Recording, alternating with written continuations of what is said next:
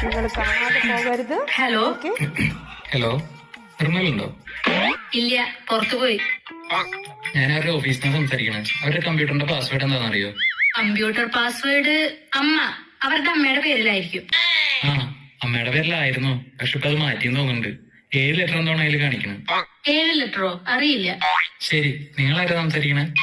ഞാനോ? ഞാൻ അവരുടെ വൈഫാ. വൈഫാണോ? നിങ്ങളുടെ പേരെന്ന് പറഞ്ഞേ? എന്റെ പേര് കൃഷ്ണ. ഓ താങ്ക്സ് മാഡം, നിങ്ങളുടെ പേരായിരുന്നു പാസ്വേഡ്. എന്റെ പേരാ? അതെ.